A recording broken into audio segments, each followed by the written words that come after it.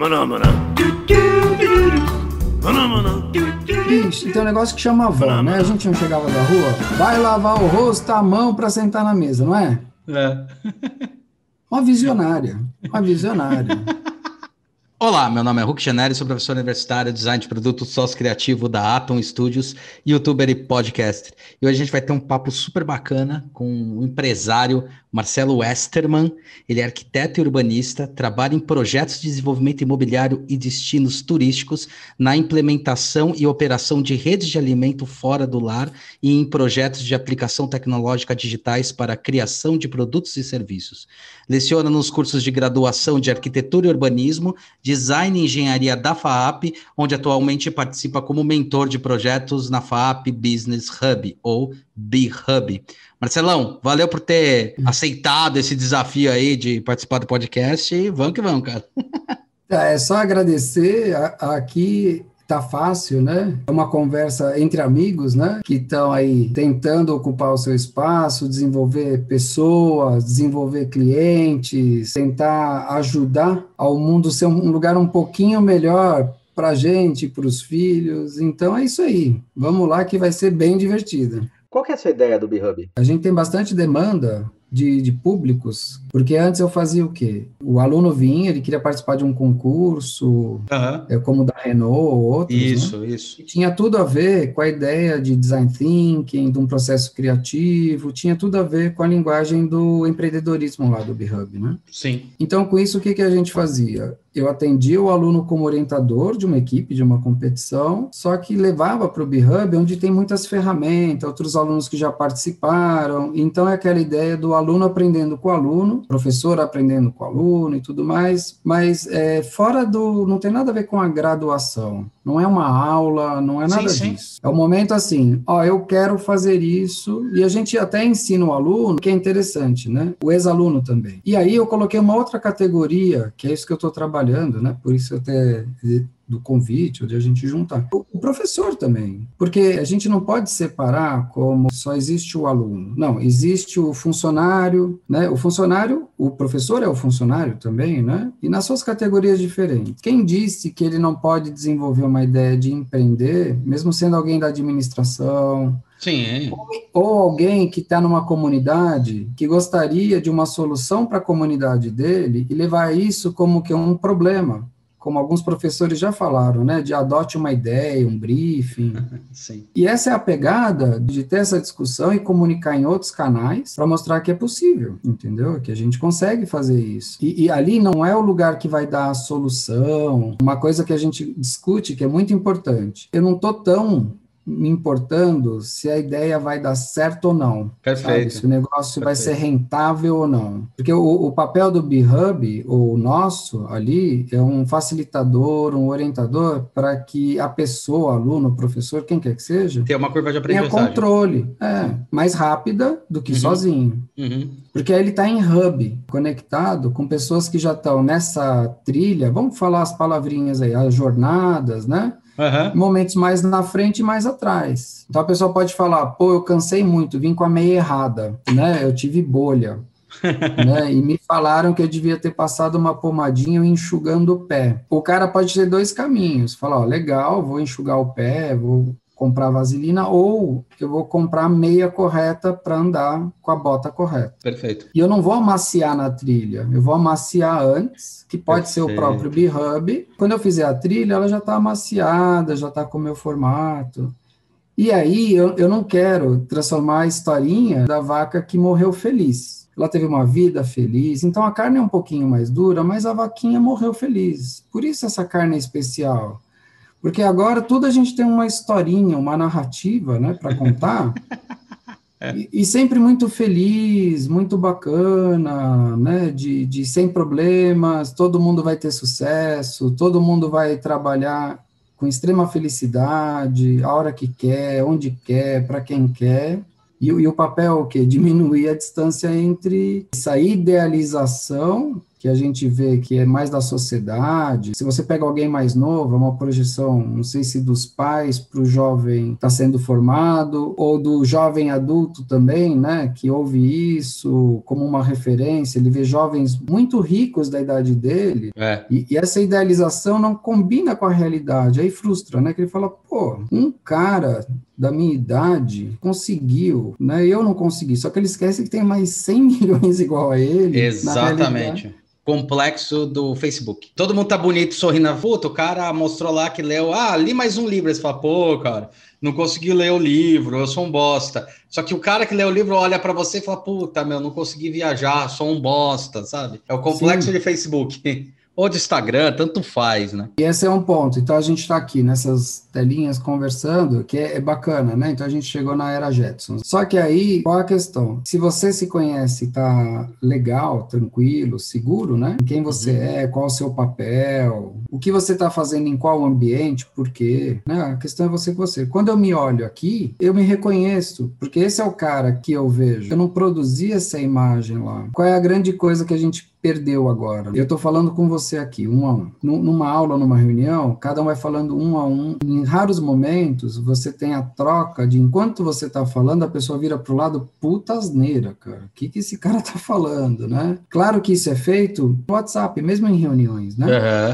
Tanto faz se o cara é um big shot, né? Um cara grande, um professor ou um aluno, todos somos pessoas, faz parte da natureza humana. Só que essa relação ela é muito mais rápida quando a gente convive, porque a gente pode colocar em diferentes momentos, tá? Se eu estou no colégio, mesmo no fundamental, as crianças aprendem a se comportar interagindo com os outros. E esse é o deep learning de verdade. Ninguém precisa ensinar. Sim. Ela vai aprendendo, simples assim. A criança ela aprende com a sociedade. Ela é um ser social por natureza, né? E com erro também. Ela, uma das coisas que mais faz é testar. E esse teste é que faz ela ter um alto índice de criatividade, que essa que é a grande discussão. Você já viu aquele desafio Marshmallow? Quem vai muito bem nelas? As crianças, porque ela não tem vergonha, ela não precisa falar para outra que ela já trabalhou num lugar que fez a melhor torre. Não, ela simplesmente faz. Caiu, ela não tem terror, ela dá risada e fala, puta merda, né? Vamos lá de novo. E ela ganha.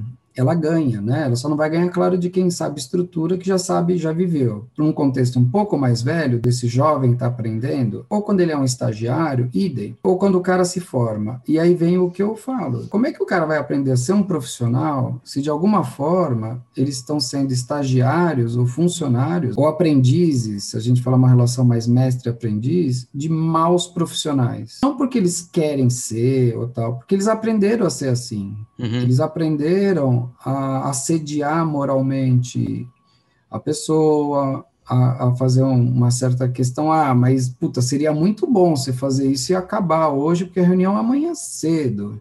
Sim. Entrega aí, porque não é possível. E aí é do discurso à prática. Então as pessoas começam a ver nessa grande exposição, né, de Instagram e podcasts e tudo. Se aquele discurso que a pessoa faz é o que está acontecendo naquele ambiente que não está na tela, mas está ali no projeto. Descola o que do discurso e a prática, que é uma questão antiga já, né? Então você fala, mas peraí, tem uma incoerência aqui. Você narra isso e na hora de fazer outra coisa. Então, para quem tem a sorte, como a gente tem, de oxigenar o tempo todo com a moçada aí, né? Tem, aliás, é bem comum o pessoal que se formou há vários anos procurar, fazer uma pergunta e a gente responde numa boa, a gente fica conectado com as realidades, né, do pessoal que está trazendo esse frescor. Como a gente não tem a resposta, o que a gente faz como um bom projetista, né? A gente vai atrás a gente precisa acabar um pouco essa cultura de ter medo do problema. Sim. O problema é o nosso produto, não é a nossa matéria-prima. Agora, claro, identificar o problema, que é o ponto aí a ser trabalhado, né? Aí vai ter reflexo conversando aqui, né? Assim, qual que é esse papel do projetista? Sempre que eu estou falando projetista, a gente pode falar do designer, do arquiteto, tanto faz, do engenheiro, porque o mundo começou a segmentar tanto esse cara que ele é do design do produto, do design de interface, do design de superfície, do design do edifício, do design da cidade, que eu acho importante. Daqui a pouco é o design do design. Ah, mas esse Aliás, já tem, né? A gente pode lembrar aqui até o Caio Vassão e o Meta Design, né? Verdade, verdade. Quando a gente vai comunicar esse projeto, quem é ou para quem que a gente está comunicando? Então, se a gente está falando para alguém que vai produzir ali da fábrica, técnico, a linguagem, leia-se, discurso, desenho, métricas, é uma. Uhum. Mas geralmente ele não é o tomador de decisão. E o tomador de decisão não consegue tomar decisão com esses dados. E aí a gente teve que ter uma interface nova de como é que eu comunico para uma alta direção não técnica, quase financeira, ou até um sponsor, né, um patrocinador da ideia, ou como que eu municio o meu cliente para ele que vai ter que apresentar, que ele não vai perder esse papel de relevância, né, do sistema, ou não vai delegar. O cara que delega se dá bem, né? Porque ele fala, olha, eu estou aqui com a pessoa que vai lhe apresentar a solução, né? Mas quando ele tem que apresentar, então você tem dois problemas, né? Sim. Você tem que estar num formato que uma terceira pessoa que você não interagiu vai ter que entender, e não é você que vai falar. Exato. Aí o nosso papel mudou completamente. Você precisa ter quase um media training, né, para o cara apresentar a ideia ali, porque se a gente apresentar a ideia, tem mais controle. Mas quando passa para alguém, se tiver todos os tomadores de decisão na mesma mesa, né? Sim, sim. Boa, né? Porque se não tiver, você vai apresentar a ideia na agência. Aí a agência, com outro grupo, é que vai falar num outro dia no comitê lá do cliente, e aí a gente sabe, olha, a pessoa lá não gostou, pediu alteração, mas você entendeu o que ela quer? Não, aí a gente tem que marcar uma outra reunião, e os processos vão ficando tão longos. E aí vem a minha questão central. O que a gente faz, basicamente, o tempo todo? Toma decisão. Eu não entro no mérito se a decisão é certa ou errada, boa, ruim, mas talvez eu queira entender que todo mundo que é profissional, ele toma a solução mais adequada, a mais assertiva. Aliás, é um desafio, né? Fala assim, se você tem dois caminhos para seguir, qual você escolhe? Mas quais são os caminhos? Não interessa. É isso que é legal desse questionamento. Você tem dois caminhos para seguir, qual você escolhe? O mais fácil ou o mais eficiente? Mas Tem essa é discussão. a teoria do Agile? Vamos fazendo, vamos errando e vamos consertando. Não, não, não. É simplesmente um questionamento. Não, e a solução está no problema, né? Conforme Sim. você vai se acostumando, conversando e desenvolvendo, a solução chega. Porque eu costumo colocar, pode ser para funcionário, cliente, aluno, na vida o que é importante? Fazer o que gosta, o que você sabe. Geralmente a pessoa fala, é importante fazer o que gosta. A gente é educado que é assim, você tem que fazer o que gosta para quem você quer, na hora que você quiser. Só que Não é bem esqueceram de assim. combinar com o resto, né? Então eu gosto de falar assim, olha, você precisa se estabelecer, correto? Porque às vezes você pode até não gostar daquilo, mas você é competente em fazer aquilo, aí a pessoa fala, você faz muito bem, te indica para um outro cara, o cara adora, te remunera bem, você começa a falar, não, gente, isso aqui é bobagem, é natural, como não seria? Só que fala, não, como não seria, não, só você faz isso bem, assim. Exato. Mas para ele é muito natural, porque ele tem um entendimento tão natural que para ele até nem é tão digno, tão importante, que ele nem percebe. Ele só vai perceber isso lá na frente. Talvez seja um rito de passagem. Sabe aquela dor que a pessoa tem que sentir? Sim. E ninguém dá para sentir por ela? Sim. Que a gente volta para o aprendizado, né? Ela tem que primeiro se conhecer e ele vai ganhar autoconfiança criativa nisso. Assim, ó, peraí, está todo mundo falando que eu faço bem, eu faço legal, respeito norma, não estou fazendo nada errado, estou ganhando bem por isso, isso vai me dar corpo e estrutura para eu fazer o que eu gosto. Então, o que eu brinco, né? Eu gosto de jogar vôlei na areia. Tudo bem, eu faço bem? Não. Me divirto? Muito. É isso que eu faço para ganhar dinheiro? Não. Mas é isso que eu faço no meu tempo livre que eu posso escolher? Mas por que eu posso ter tempo livre para escolher? Porque eu faço projeto, dou aula, ou seja, tem uma competência aplicada alta que me remunera e garante que sim, eu posso. Agora, sim, o que é sucesso? É quando o que você faz bem é o que você gosta de fazer. Isso, para mim, é a formulinha do sucesso, sabe? Olha que bacana, olha que legal. O que eu gosto de fazer, e aí, Hulk, não tem como. Eu não sei isso, né? A gente tem a sorte aí de fazer o que gosta, poder trabalhar no que gosta, né? Mas mesmo assim não é fácil. Não, mas aí que tá. Eu acho que o legal disso é isso, sabe? O legal é fazer uma coisa que é difícil de ser feita e mesmo assim conseguir. Porque põe na balança. A gente vai acertando mais do que erra, ou espera-se, né? Claro, como a gente é designer, a gente é otimista, não é, né? Então deixa os filósofos e os outros serem os pessimistas da história, né? Então o mundo não deu errado, a coisa não deu errado. O mundo só é. Sim. Ele é um monte de escolha que é feita, né? E as coisas são dadas. E a gente foi treinado ou se habituou a trabalhar com isso. Sim. Com dados e variáveis que a gente controla e outras que a gente põe lá no problema. E para mim essa é a maior beleza da historinha de ser o projetista, de trabalhar com isso, porque isso nos prepara para qualquer coisa, mas qualquer coisa mesmo, do ponto de vista que eu possa identificar, fazer um recorte, propor uma solução, prototipar. Claro que isso é uma metodologia, que você vai pegando a sua referência e vai aplicando. Ó, isso aqui, olha, eu sei mais ou menos como resolver problemas assim, ou eu já ouvi pessoas que tiveram problemas assim e resolveram dessa forma, né? Uhum. E no fundo a gente vai criando o quê? Autonomia, ou na gente ou nos outros, né? Por isso que é muito engraçado, né? Quando a gente está nesse ambiente de hoje, né? Quando a gente falava numa outra conversa, não interessa muito o que já foi feito. Claro que isso o pessoal chama de portfólio, chama de me manda aí, deixa eu ver se você tem credenciais, liga lá no LinkedIn, olha o acervo técnico e tal, mas no fundo interessa assim, tudo bem, você já fez, mas e hoje? Você continua fazendo isso bem? O que você pode colaborar, né? Essa é a grande pergunta. Porque o problema não está lá no passado, o problema está hoje, e as variáveis daquele problema resolvido lá no passado são diferentes daqui. E aí a gente pode relacionar isso. Então, assim, aí eu vou pegar uma metodologia, uma questão de um problema que foi resolvido na Europa ou qualquer lugar, mesmo no Brasil, né? Uhum. Pô, legal. Você não sabe qual era o budget. Você não sabe qual era o cronograma. Sim. Você não sabe qual era a ferramenta. Você não sabe nada, fora um papo tomando cerveja, que análise você pode fazer sobre a solução dada? Se era mais adequado ou não, ou criticar, ou fazer, certo? E isso, quando você ainda tem que observar assim, quem paga o cara? Eu vejo isso muito em coordenação de obra, né? Uhum. Você é o coordenador, mas você não é o cara que paga ele, ou seja, você não é quem contratou ele. O cara dá risada, simplesmente fala, tá bom, eu vou fazer, tá bom, e não faz. E fala, ó, eu já falei lá pro fulano, né, que é o contratante de verdade, eu pedi para ele falar com você, ele não te falou? Então não vai dar agora. E aí, é isso, é uma questão de alçada. É claro que você tem que ter a legitimidade, e a gente tá nessas metáforas. A imagem que eu tenho é um bando de caranguejo, e caranguejo anda de lado, né? Caranguejo não anda para frente. Então a equipe de projeto é isso, ela quer andar de lado, mas você quer que ela ande para frente, aí você põe aqui, aí vai para lá, né? Aí depois você está mais preocupado em não deixar nenhum caranguejo fugir, nenhum pratinho cair, e você perde o que você falou, a essência do projeto. Faz o simples, já é tão difícil fazer o simples.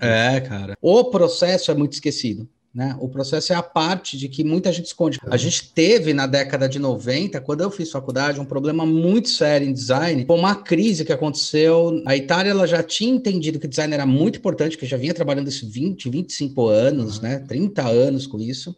E daí as empresas decidiram falar, puta, eu preciso de designer. Eu entendi que designer é projetista. Eu entendi que designer vai fazer a minha empresa crescer. Só que os caras deram tanta liberdade, começaram a surgir projetos inviáveis de produzir, mas os caras faziam das tripas coração para fazer isso. Que design vende. E também bateu num puta de um problema. Tanto que nos anos 2000 teve muita procura de alguns brasileiros para trabalhar em alguns setores desse, somente em empresas de imóveis, que era quando a gente estava mais envolvido, porque a gente tinha soluções inteligentes e eficientes para a produção e continuar tendo design como um elemento, entendeu?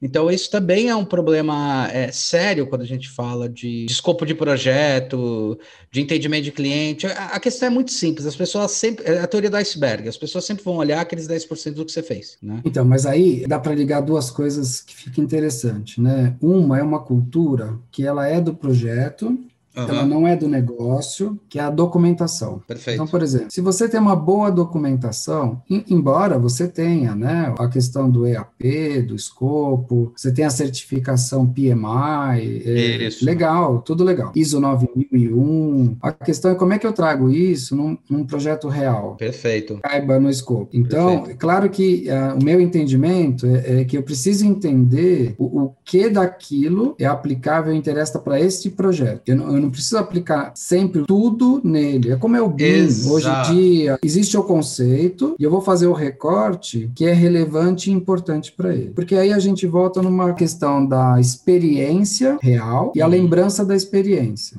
Perfeito. Cara, é uma coisa que acontece com todo mundo que vai pra Disney. É um saco, parque. Mas todo mundo volta falando sobre as grandes experiências que teve, e são raras as descrições do tipo, eu fiquei muito tempo na fila. Mas valeu a pena, porque daí, sabe? Então, e isso, vamos separar de uma maneira bem legal aqui, tá? Para ficar claro. Eu não estou falando a pessoa, né, que eu estou brincando lá que comprou o Fusca amarelo e se arrependeu assim que estacionou na garagem. Ele tem que se autoconvencer que foi muito legal. Eu não estou falando da pessoa que realmente teve uma lembrança boa, e é isso, talvez, que a gente tenha que divulgar ou fazer, quase que a gente está fazendo aqui, esses momentos super legais, ele vem num pacote de momentos super ruins, médio ruins, mais ou menos. Isso não é o projeto? Isso não é a nossa vida? Isso não é o que as coisas são? Sim. Qual que é o papel, inclusive, nosso como designer, como arquiteto, como projetista? Eu traduzo o problema ou que o cliente tem, ou que o cliente do cliente tem, ou até um usuário, que pode ser a cidade, né? Pode não ter cara. Como eu venho do mercado imobiliário, para mim é mais impessoal. Eu sei um perfil, eu não sei quem comprou o apartamento, mas eu sempre voltei lá para ver como que o cara estava usando o meu projeto. Que é o pós-uso que a arquitetura faz como praxe, né? Correto. E aqui é onde eu queria colocar uma coisa que eu vejo, e talvez eu desconheça, tá? Bastante. Tá bom. Aí eu vou ficar na minha caixinha aqui. Que é assim, se eu só entro e saio em uma parte do processo, e é normal, porque quando a gente inicia a carreira, né, a gente nem tem vivência, é difícil você participar das etapas de definição de negócio, que é a que hoje eu estou muito mais estruturando negócios. Nosso escritório tem um sobrenome chamado Properties. Isso quer dizer o quê? É um patrimonial, mas no sentido assim, eu vou projetar uma coisa e eu vou ficar nela, entendeu? Entendi. Então é diferente assim, de um arquiteto que projeta, ou um designer que projeta um objeto que ele fez, nem viu como entregou, nem viu como ocuparam, não voltou lá e não sabe como estão usando, correto? Porque eu fiz a minha parte, eu entreguei um projeto que me pediram uma encomenda e fui embora. Quando você fica engajado, ou uma construtora que entrega um projeto, vendeu, saiu no prazo legal, e ela não é que ela não se importa, claro que ela se importa, é a imagem de um produto dela no mercado, correto? Correto. Como pode ser de eletrônico, a gente pode falar de computador, de qualquer coisa. Mas não é muito estranho quando fala assim, sabe aquilo que você comprou, quando a empresa fala para o usuário assim, eu não dou mais suporte? Sei. Você fala, não, mas espera aí, como assim não dá mais suporte? Mas eu confiei na sua marca, você falou que ia estar ao meu lado, a pessoa fala, descarta esse, e a pessoa fala, não, mas não vira lixo, não tem um negócio aí de lixo? Ecológico, tem umas tartarugas. A pessoa até fica constrangida, não só pela grana, né? E eu acho que esse é o papel, de, assim, e eu vejo, quanto mais engajado, né, sem querer fazer um discurso de ciclo total, mas é óbvio que tem a ver, quanto mais engajado com a consequência do meu projeto, porque aí, o que eu quero amarrar isso com o que a gente conversou, né? A fórmula do sucesso. A gente brincou por muito tempo, escritório, e às vezes com os alunos, assim, sabe o que é sucesso? É falar não para o cliente. Então, mas eu quero que você faça isso. Não, eu não vou fazer. Eu posso te indicar, né, pessoas que fazem, porque eu não faço isso. Mas eu quero que você faça, mas não, eu não faço. Ou eu não vou fazer como você está me pedindo. Se você quiser, eu te dou uma proposta de como eu faria. Perfeito. Mas vamos para o mundo real de novo, né? Que a gente está aqui, bacana, se divertindo, mas para o mundo real de novo. Se eu consigo pagar os carnês que chegaram, eu sou um cara de sucesso, posso falar não. E aí vem uma coisa muito cruel e ética, que é, e aí? Porque o mercado está falando assim, se você não fizer, qualquer outro vai fazer. Sim. E por que você não vai fazer? O cara vai ganhar dinheiro, você não vai? Sim. E a gente tem que passar, talvez, uma imagem assim, ó, você pode falar não. E uma coisa que até uma pergunta, eu queria até ver a sua opinião nessa conversa aqui, que é assim, Você não acha que às vezes é colado uma imagem na gente, né, como designer, arquiteto e tal, que a gente tem que ter resposta para tudo? A gente tem que saber resolver todos os projetos, e as pessoas com vergonha de falar assim, legal, eu não entendo disso, mas não é arquitetura, mas é tão específico que eu não estou capaz de te responder isso, eu te falo, eu não sei responder isso, mas eu conheço pessoas que trabalham com isso, mas você quer indicar, participar? Olha, se você quiser eu até posso, mas eu não sei se eu vou agregar ou vou atrapalhar, né? Uhum. E eu tenho tentado me colocar numa posição dessa, sabe? De falar assim, olha, eu tenho coisa a agregar, ajudar o grupo, porque no fundo, o que que eu vejo no nosso papel? Nosso papel é isso que você falou, é de tentar facilitar, agregar no grupo, sabe? Traduzir questões de calor, de frio, de usabilidade. O que que é usabilidade no mouse? Mas para uma mão grande ou pequena? Para desenhar CAD ou mexer no Corel? Ou fazer no Photoshop? Ou fazer um 3D no Grasshopper? Uhum. Aí começa assim, vai a merda, né? Para de fazer pergunta, pô. Eu te pedi uma resposta. E o bom projetista, ele está fazendo o quê? Ele quer saber qual é o escopo, qual é o recorte daquele problema. Exato. Eu sempre falo nas minhas historinhas furadas aí, né? A gente, do lado de educador é bacana, essa história é real, tá? Assim, então, um dia eu estava andando com meu filho na rua, essa história eu quase sempre conto, né? Aí ele chegou assim, papai, o que é virgem? Eu falei, é quando assim, a pessoa não namorou ainda, né? Ela não, né, assim, super, né, aquela idade pequenininha, você assim, andando, super paizão, né? Porque a pergunta seguinte dele foi assim, e Sagitário? Aí eu falei, nossa, esse virgem é o que você queria saber, né? Então, assim, Então, o que que eu aprendi daquele dia para cá, né? Essa é boa. Tem uma técnica que é boba, mas tem funcionado, viu, Hulk? Que é assim, quando a pessoa vem na pergunta, você meio que devolve para uma questão Isso, mera de alinhamento. isso, Mas o que que você entende que é isso? Só para exato. você saber se você está falando, né? Eu faço muito com os clientes, eu acabei aprendendo por dar cabeçada, né? O que você quis dizer com isso? O que você está querendo falar com isso, né? O que você está querendo passar com isso? Qual que é o real problema? Principalmente quando eu trabalho muito com engenheiro, cara, eu tenho que entender o que o cara está falando que é o problema, porque às vezes o problema não é um problema. O problema é simplesmente um apontamento que ele está vendo. Por exemplo, o que engenheiro mais responde quando a gente está falando de produção? Estou falando de engenheiro de produção e indústria. É óbvio que o ponto de vista dos caras é o seguinte, sempre vai ser o seguinte: quando você tira ele do local comum, onde ele tem a segurança de que ele passou anos, às vezes, meses, fazendo o cálculo para que aquela máquina funcionasse da maneira adequada, e você pede para ter uma inversão, a primeira coisa que o cara sempre vai falar é: não dá e vai sair mais caro. Você fala, cara, eu sei que no começo você vai demorar 2 meses ou 3 meses, mas depois que isso aí otimizar, a otimização de produção é 1000 vezes melhor. Eu lembro que a gente sofreu coisas assim, do tipo, fazendo um perfume para Avon. Era o Luisa Brunet. A gente queria fazer lá uma tampografia e daí os caras, puta, não, mas é complicado, tal. Mas o que é complicado? Não, é que daí a pessoa vai ter, mas tampografia é tão simples.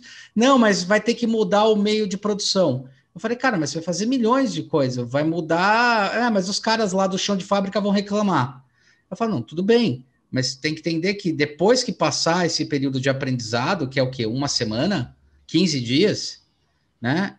O cara vai ver que vai se tornar mais eficiente. Então, isso, por exemplo, é um problema que a gente bate muito em empresa, que é, cara, eu vou tornar o seu negócio mais eficiente, mas é óbvio que o primeiro momento ele não vai ser eficiente como era anteriormente, porque você tem que ter uma curva de aprendizagem, né? Então, mas é isso que a gente tem que trazer para o projeto, tá?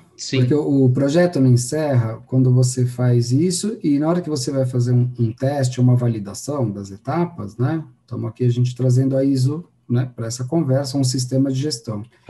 Que assim, essa parte de validação e implementação, ela faz parte do projeto. Sim. Talvez não tenham contratado isso e talvez não saibam fazer.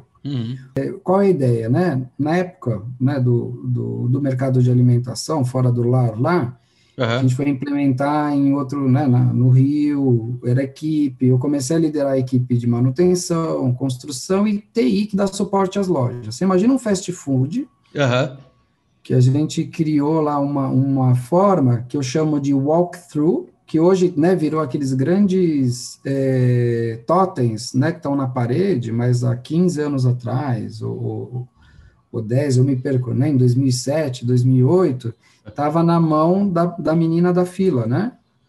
E ela, muito simpática, ela te ensinava assim, olha, o senhor pode pedir assim ou assim, fazer, sai mais esse, vem aquele. E ele interagia com uma pessoa simpática, que ao mesmo tempo que subia o ticket, era bom para venda, né? Ela deixava ele seguro para tomar a decisão. Olha que Perfeito. legal, qual era a métrica? Pô, você vai parar numa fila, ela ia andando para trás, puxando a fila, olha que legal. Ela falava assim, vamos resolver primeiro do seu filho, o que que ele gosta? Aí a gente dava uma bandeja com esses bonequinhos que você está aí atrás, e ele escolhia na bandeja, mas você vai abrir a Que bandeja para ele irado, brincar? velho. Ele vai brincar, eu tenho registro, filme, foto disso, ele vai Que brincar irado. antes de escolher, ele não vai olhar uma Perfeito. imagem. Perfeito. E se ele quiser trocar? Pode. Porque está na conta. Sim. Quantos vão trocar? Aí ele resolveu o do filho, certo? Certo. Qual a sequência? O do pai, correto? Perfeito. E aí, pô, já escolhi. Qual é o caixa que ele vai? O que ele quiser, porque ele só vai pagar. Só que como a gente já mandou para a cozinha, olha que legal.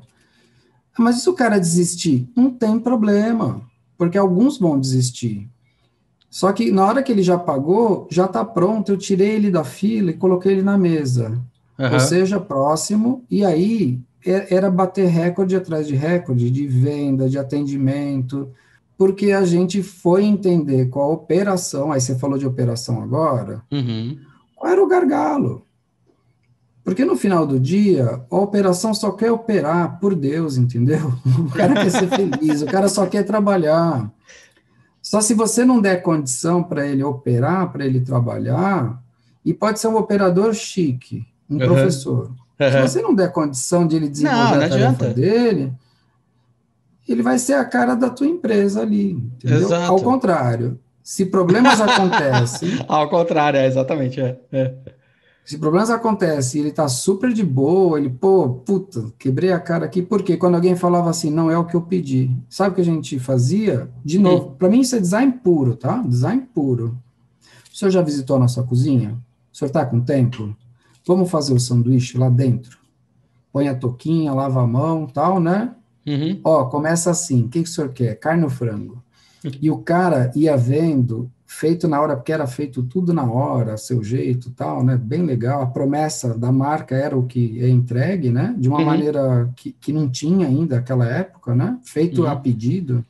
Só para a galera entender o seguinte, o Westerman, né? O Marcelo Westerman, você tem uma franquia, né, do Burger King, não é isso, Westerman? Não, a gente fez assim, em 2007, a gente foi, a minha equipe, né, o meu time empresarial, a gente se capacitou a ser o franqueado do estado do Rio de Janeiro, né? Perfeito. Então, a gente abriu as lojas, né, até 2015, né, a gente era o franqueado, e depois a gente vendeu, né, as operações. E normal, eu digo assim, não é uma questão de amor ao hambúrguer, ao tijolo, sabe, a questão do projeto. Só que olha que legal, as lojas que a gente produziu continuam bacana. Os gerentes que a gente desenvolveu continuam com sucesso de venda, liderando, porque eles ficaram juntos, né? Ou na operação imobiliária, né, que eu participei, eu não fundei, né? Foi bem bacana, porque ela continua líder no setor, sabe, com uma marca... E aí, Hulk, eu acho que é esse orgulho que a gente tem que ter, de saber reconhecer o que a gente fez bacana, não tão bacana. Então eu brinco, né? Esse aqui o podcast só vai ter o som, né? Mas eu brinco que na testa eu tenho uma cicatriz de uma vez que eu era bem pequenininho, eu fiquei girando no sofá, na sala, girando, eu fui parar no coisa de madeira do sofá, né?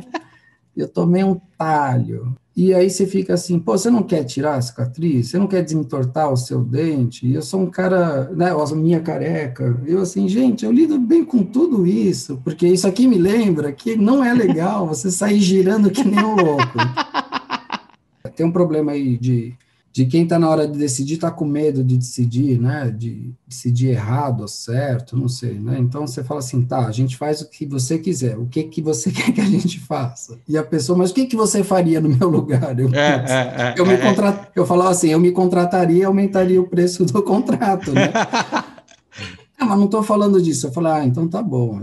Se eu pudesse falar, né, vai que você aceita.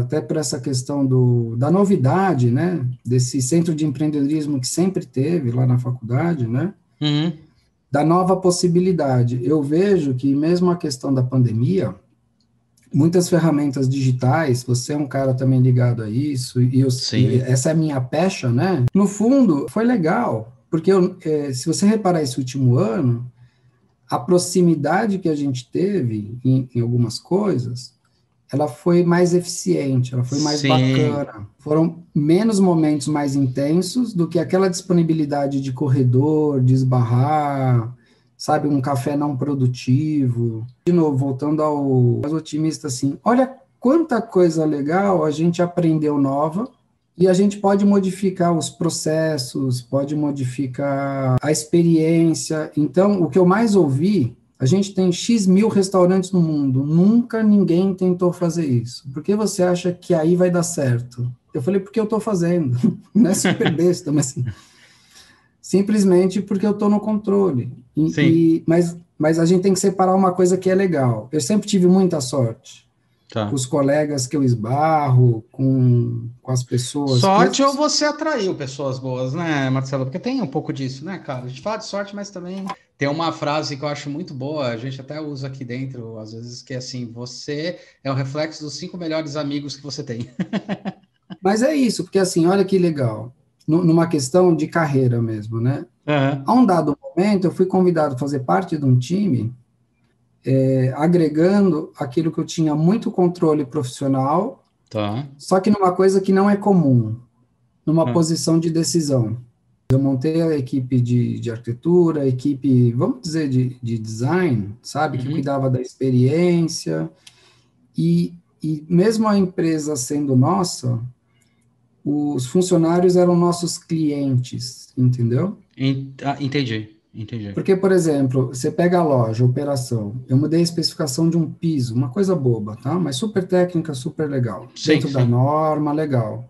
Eu consegui reduzir uma pessoa de limpeza e o produto químico que a gente usava. Perfeito. Menos foi tóxico. Resultado na veia. Sim. Aí você fala, você gerou um desempregado. Não, eu posso contratar essa pessoa para uma outra função. Esse é um ponto que eu acho que é legal você falar, tá? Que tipo de emprego? Cara que não tinha oportunidade na vida de mostrar 10% do que ele estava pensando porque ele tinha que ficar ralando. E se ele tivesse a possibilidade de mostrar, esse cara ia crescer pra caramba. Quando a gente fala sobre esses mercados de trabalho, eu acho que realmente eles têm que sumir esse tipo de coisa para poder valorizar a inteligência de pessoas que talvez tenham oportunidade. Talvez esse cara aqui esteja limpando, um dia ele esteja conversando com você numa loja, você deve ter passado por isso, se marcar bobeira. Eu passo isso, isso é uma puta satisfação. Falou, cara, vem aqui, vem ser vendedor, porque você é melhor do que limpando, sei lá, o chão. Olha, uma coisa que eu me acostumei, tá? Eu vi isso acontecer em grandes empresas, onde o meu grupo empresarial, né, os sócios e tal, passaram, e aonde eu passei, nenhum lugar desse tinha medo de perder funcionário quando ele saía para se desenvolver, sabe? Sei. Então, por exemplo, eu cansei lá no Rio de perder as funcionárias de atendimento, que lojas grandes que iam poder pagar mais vinham buscar ela. E tinha horas que não é que não tinha como segurar, até tinha, mas para o desenvolvimento dela era muito bom. Eu falei, você cumpriu a sua etapa, agora a etapa não é mais aqui, é em outro lugar. E tudo bem, entendeu? Porque eu acho que o grande barato nosso é desenvolver pessoas, processos. Eu não preciso amarrar. Eu não gosto daquela frase, né? Ninguém é insubstituível. Também não gosto, acho escroto. Não. Eu sempre respondi em inglês para os gringos, né? Em outro escritório lá. Que era assim, precisa ver por quantos você vai substituir aquele um, né? Exato. No fundo, é assim, aquela pessoa recebe muito pouco e por isso é melhor ela passar a noite limpando o equipamento versus eu desenvolver um equipamento melhor ou um produto, uma gordura, algo que não impregne, que é mais fácil de limpar, certo? Uhum. Então, é isso que a minha experiência de resolver problema, ela traz. Ela assim, mas espera Exato. aí. Porque é cruel, no final do dia, o que Sim. você quer uma pessoa que trabalhou e no final do dia ela ainda tem que fazer uma tarefa para entregar para outra pessoa, seja a loja ou, por exemplo, uma parede pintada, porque amanhã vai entrar uma nova fase, né, da obra. Uhum. E aí é o que eu brinco, o papel aceita tudo. No papel, as tarefas estão todas lá, as pessoas vão com seus checklists maravilhosos e dão um checkzinho, Sim. tudo tem controle. Mas quando você pega esse controle da parede e você vai bater o chão, como a gente fala, ó, aqui está marcado que você fez isso, mas não fez, né? Aí você tem duas posturas. Uma é como eu tô como Escrotizar. cara fazer, o que é um boçal, um banana, um idiota, Sim. ou falar assim, vem cá, pô, legal, o cara que fez isso aqui nunca pisou na loja, né? Fala aí. Como é que você acha que isso aqui devia ser de verdade, para a gente realmente fazer isso?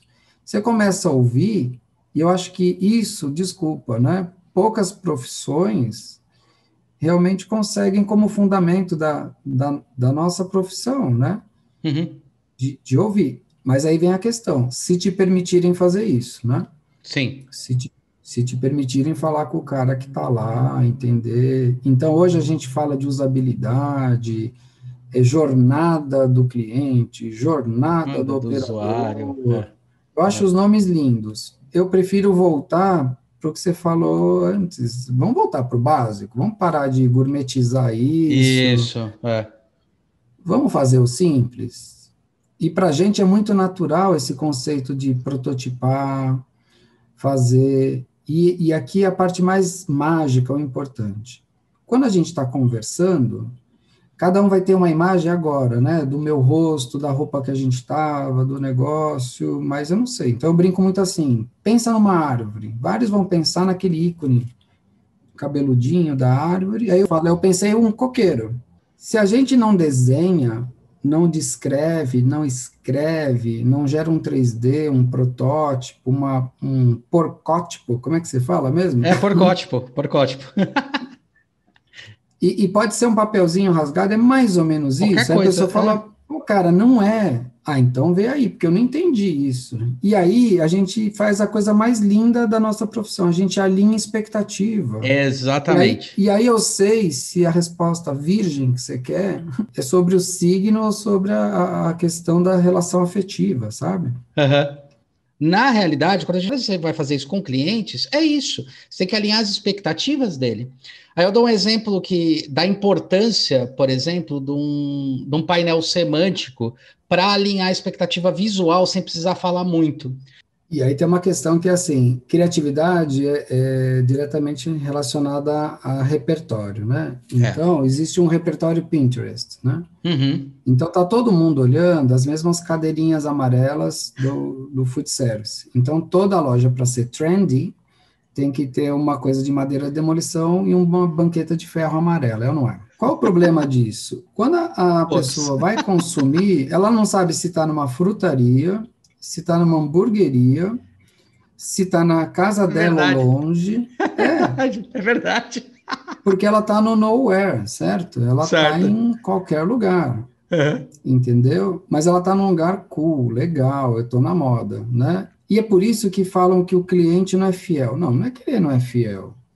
É que ele não reputou valor a isso, porque isso é qualquer coisa. Virou lugar comum. É assim, você tem a música que você ouve, é bacana, você está no carnaval, você está numa música legal, chiclete, tanto faz, tá? Uhum.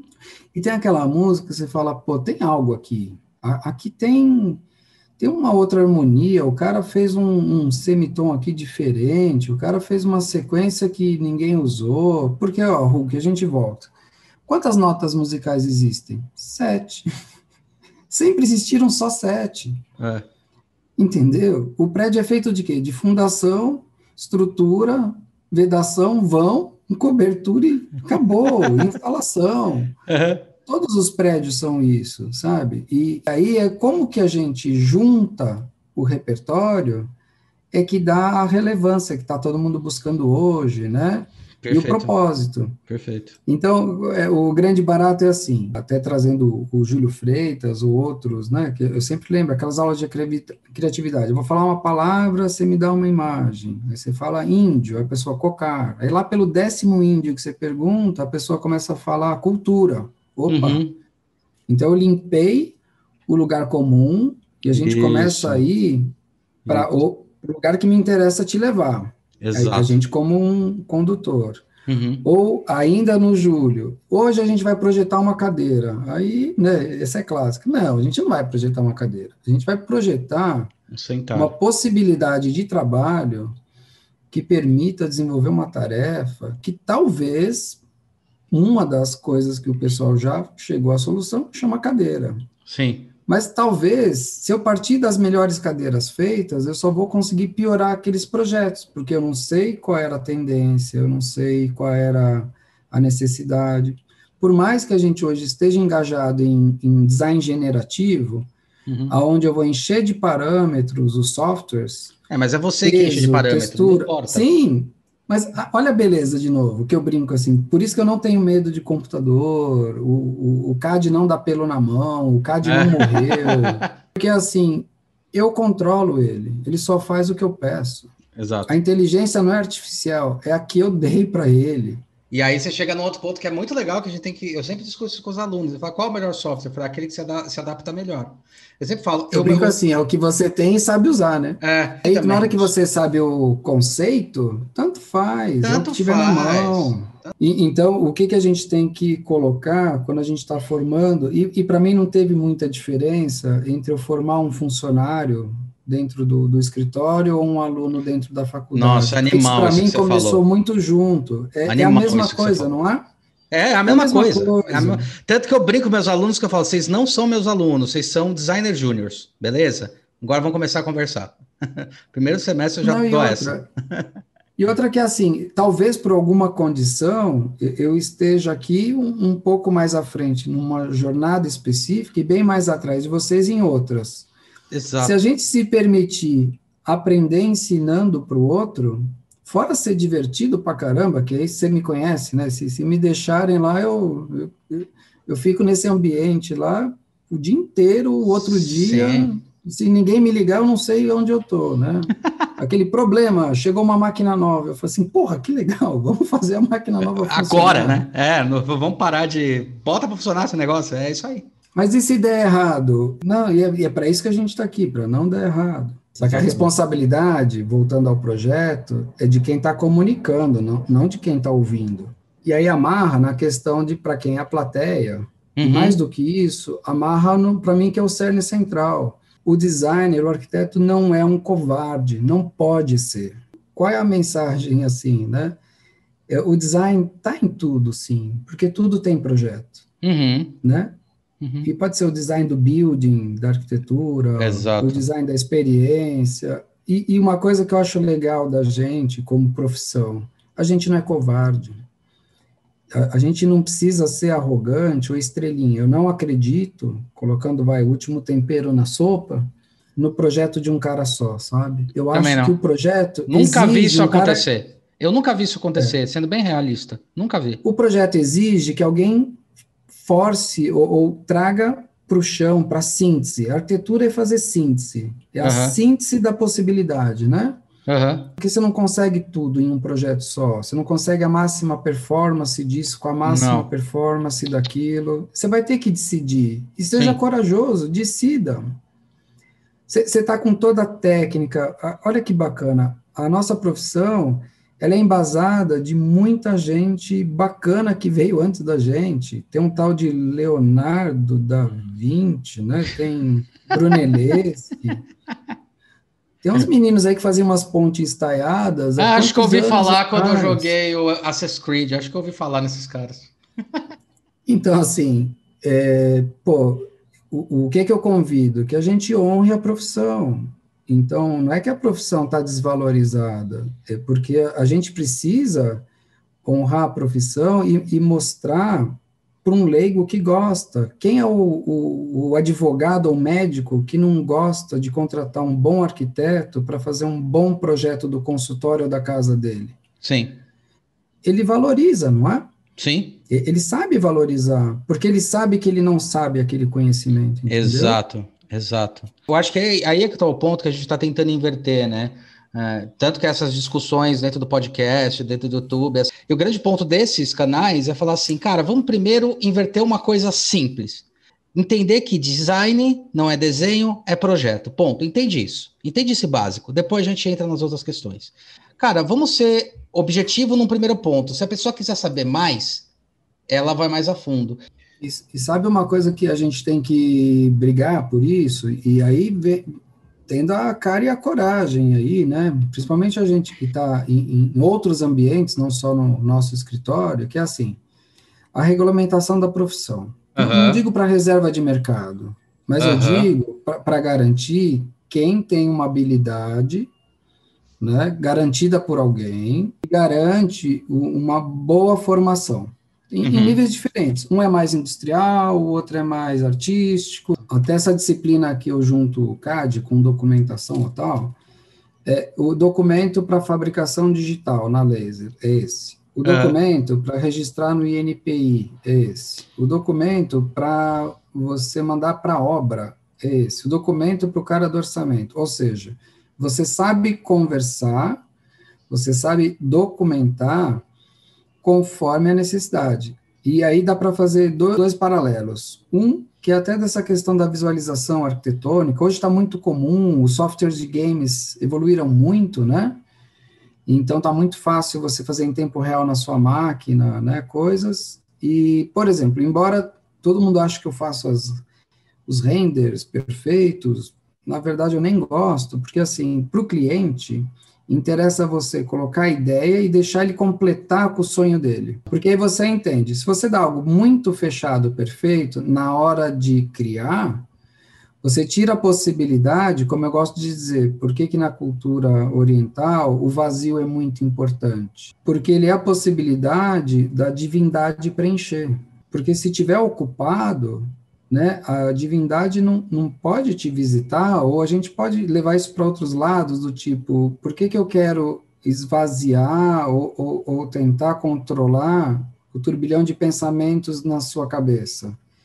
Para que venha um novo pensamento, e não só aqueles que estão ocupando. Exato. E é claro que quando a gente vai falando assim, a pessoa que você está conversando começa a prestar atenção, aí você fala, você fecha, define legal. Aí você vai para uma outra visualização, que aí sim, ela tem que ser impecável, perfeita, tá? E hoje dá para fazer com realidade aumentada, virtual, impressão, stand de venda, como a empresa lá criou, né, na década de 90, você faz o modelo decorado perfeito, por quê? Aí a pessoa entende. Ela fala, que legal, entendi. Ela não entende no desenho e tem vergonha de falar, mesmo o cliente, que não entendeu a planta, não entendeu o corte. Mas a gente tem usado muito assim, você faz o render e ele é parte integrante do contrato. Porque eu não pedi isso, ó, tá aqui o projeto, tá aqui a visualização, ó, aquilo é isso. Você não gostou de como ficou, não tem problema, é uma outra proposta, certo? Não tem como marcar o custo, porque tem demolição, tem novo projeto, nova execução, correto? Porque uma coisa legal de falar, o que eu vi nos peões de quantos shoppings, obras à noite, né, no Rio, São Paulo, a gente acaba virando, é assim, o cara, não é que ele não se incomoda, mas ele está recebendo para quebrar, fazer, ele não está incomodado com isso, em receber. Ele só está incomodado que ele fez num puta talento, num puta capricho. Aí você mandou demolir. Aí ele fez o outro, pô, certinho, diferente, aí você mandou demolir. Ele só fala assim, ó, doutor, vê aí com a cliente certinho que ela quer, por Deus que eu faço o que vocês quiserem, mas assim, pô, eu tenho muita hora minha ali, muito trabalho, meu suor, sabe, minha arte de fazer uma paredezinha. E aí, o que eu quero colocar é assim, sabe a diferença de um médico que vale, não cobra, ele vale 1.200 a hora da consulta dele? De meia hora?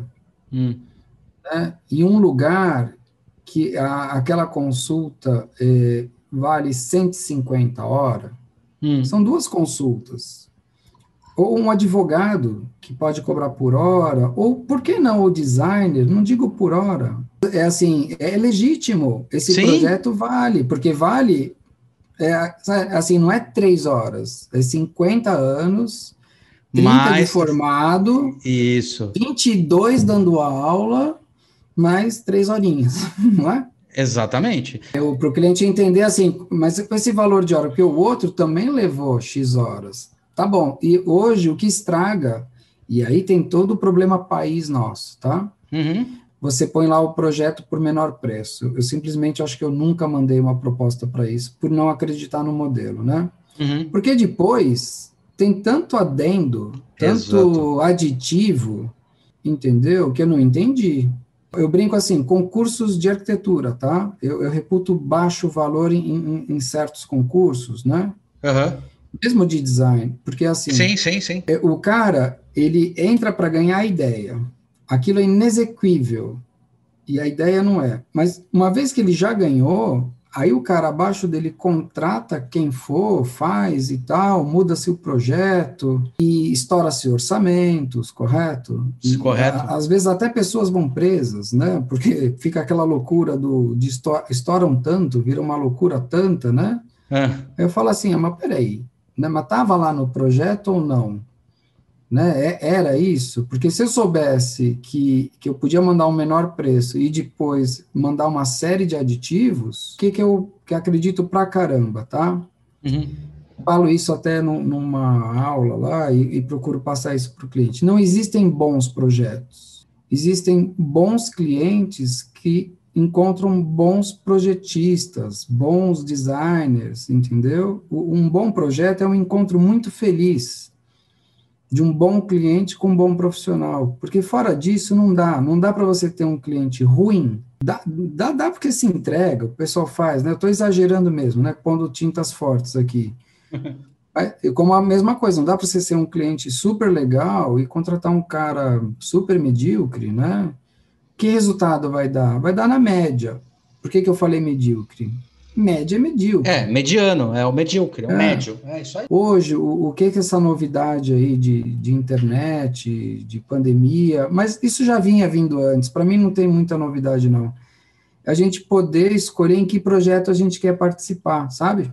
Sim. A gente não precisa participar de todos. Você falou da pandemia, tem um negócio interessante. Que eu falei, eu queria botar um adendo. Acho que você, como eu, a gente trabalha na internet há muito tempo. Eu trabalho home office desde quando eu saí da No Design. Tá, que isso foi em 2009.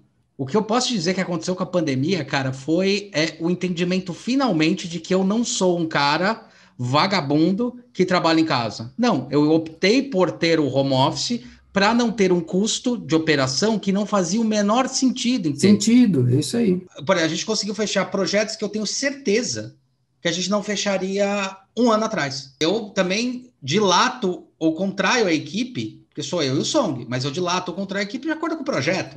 Então, mas você engaja, e aí que tá, essa é a novidade. O que é um escritório quase hoje, né? Grande ou pequeno, você monta as equipes para aquela empreitada, correto? Exato, exato.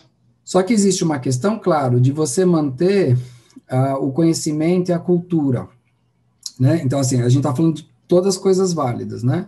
Uhum. Conforme você conseguir manter as equipes fazendo aquele tipo de projeto com variedade para vários clientes, todos os projetos vão ficando ricos, tá? Uhum. Até mesmo hoje, nessas semanas, eu falo assim, para uma pessoa que já trabalhou para mim, olha, eu quero que você faça esse projeto para mim, orcei.